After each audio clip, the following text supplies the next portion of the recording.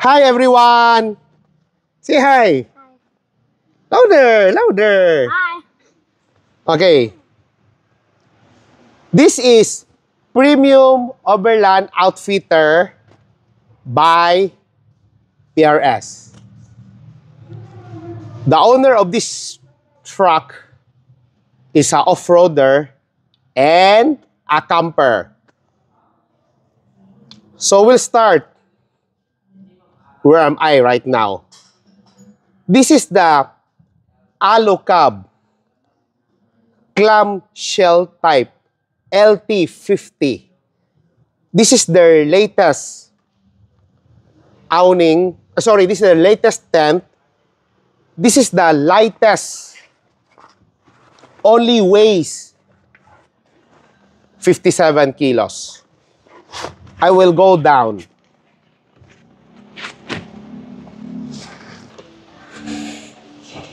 Okay. Okay, Sian. Please open the side. Okay.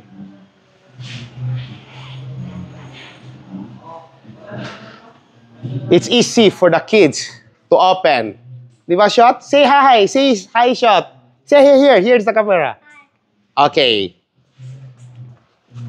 Now, let's go down. Daddy will help you.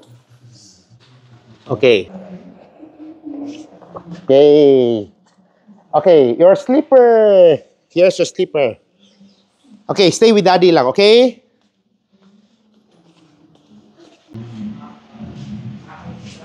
For carrying this Alucab awning, we're using the SmartCap RSI Evo series. This is the first modular truck cap made in Africa. This can stand the weight 350 kilos with no issue. Okay. We're using the Alucab load bar and Alucab 40mm fit. This is the fit, and this is the load bar.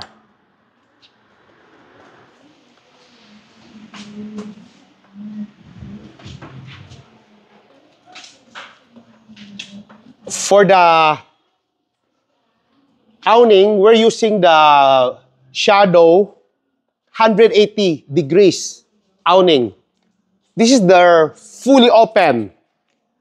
As you can see, no stand needed. But they have an option. If there's strong wind, you can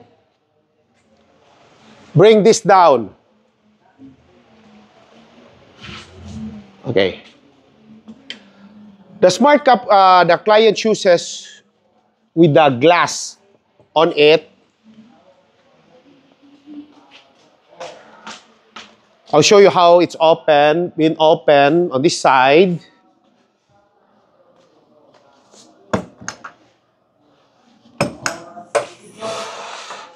Next project, we're going to install the kitchen on the passenger side, kitchen, sink, utensil, everything, cooking on this side, and we're going to install stowaway table inside because I forgot to order.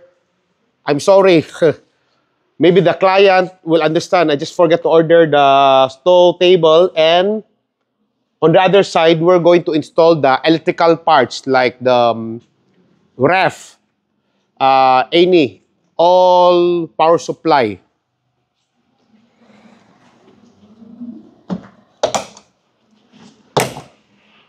I'll show you how easy to close the tent.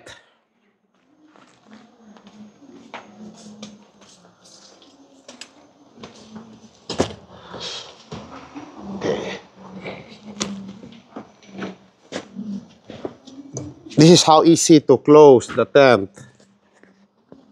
By the way, this got side garter. Okay, this one. This is the side garter. So that when you close, this will not goes out. Like this.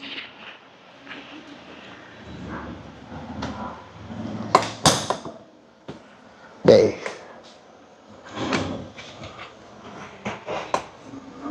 Okay. And we also installed, I'll show you, Alocab roof mole rack. The purpose of this one, you can put mole bag on it. You have see many holes. In this case with the client, we put the Alocab ladder, storage ladder. This one. There are two options. You can put it inside the car or on the roof. Okay. We'll go down.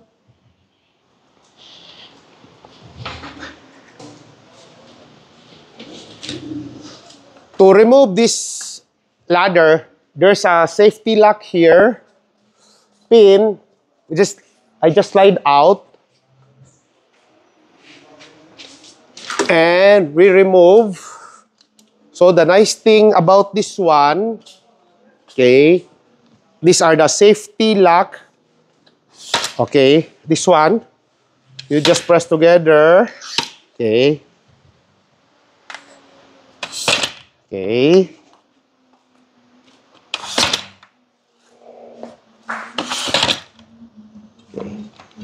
This is their safety lock.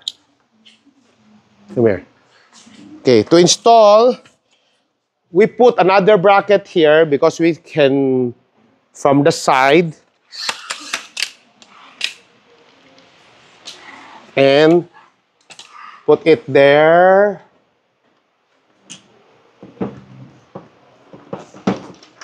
Okay, okay, here. To lock everything.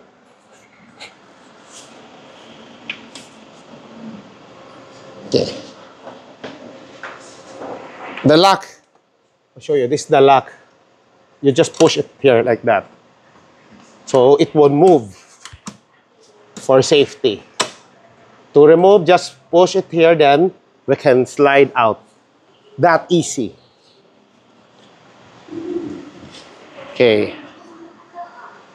I'll show you the inside of the rear smart cup.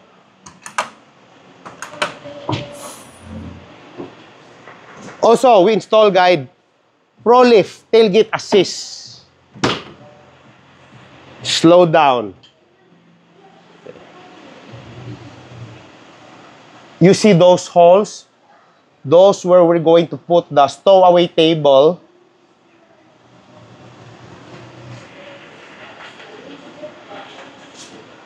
Okay.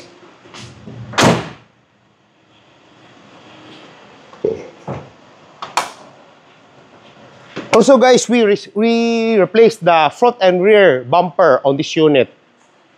We used the Hammer bumper with extra reverse LED.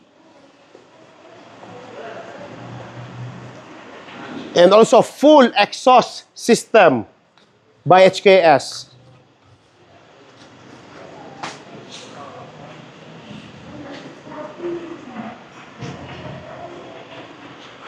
We also do lift, additional 2-inch lift on this unit, and we use King coil spring specific load to carry the weight of this setup. As you can see, the rear of the pickup is still higher compared to the front. That's the right way. So that when you're driving at high speed, cornering, you have a better control on your steering wheel. Okay. For the front, this is the hammer, front bumper. Ah.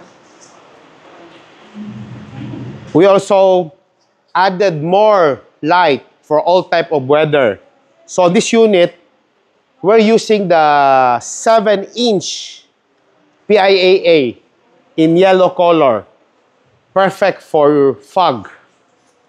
We built in DRL inside. We'll show you. And also we installed 2, 4, 6 cube LED of LED inside the grill. Come here, shot. Show you. That's the DRL and the lights.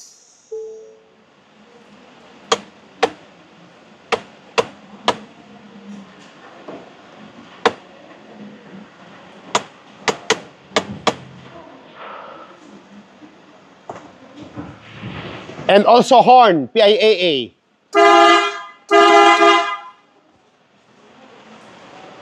Four sets of horn.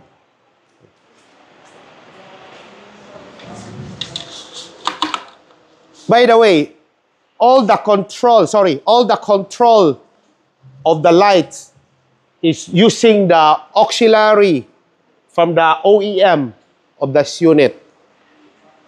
And we also installed, you know, come up winch, recovery winch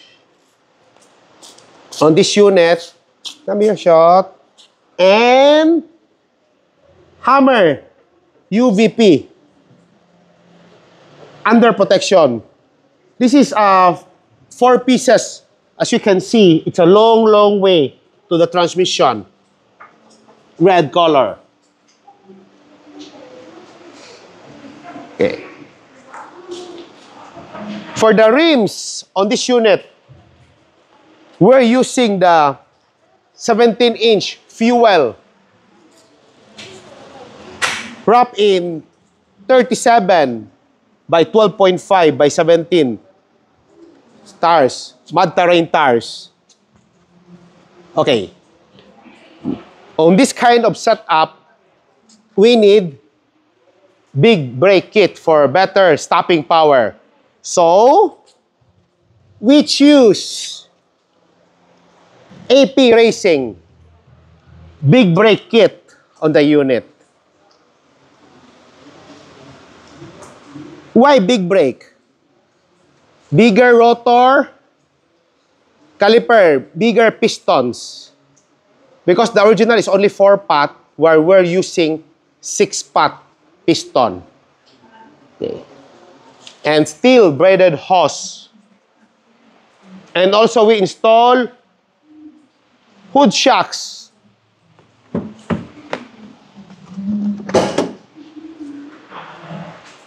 No more using the original hood stand. This is hydraulic type. Open with ease. And to close, very easy. Also, we installed top speed throttle controller. That's a plug and play for better throttle response. No more lag. And also, this is Bluetooth mobile control. And also, we install Hypotec matting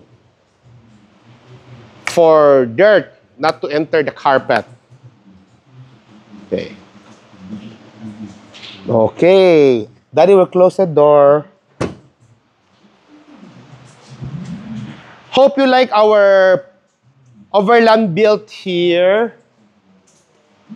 And also, what other things else? Before I forgot,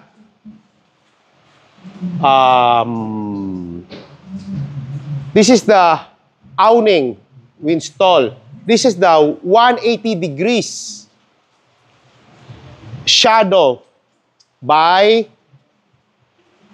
Alocab. As you can see, there's no stand at all. But if there's super, how do you call that? Strong wind, you have an option to put the stand down. Easy to close. And also, we're using the specific Alocab bracket. See how sturdy the bracket is. Specifically, this is for 180 degrees and 270 degrees awning. Their bracket.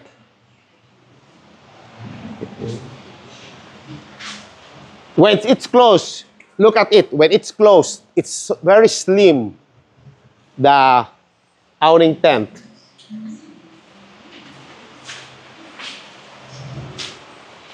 Okay.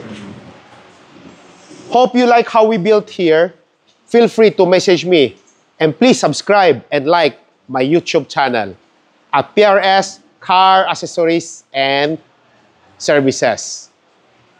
Say bye-bye na, Shoti. Bye-bye. Bye!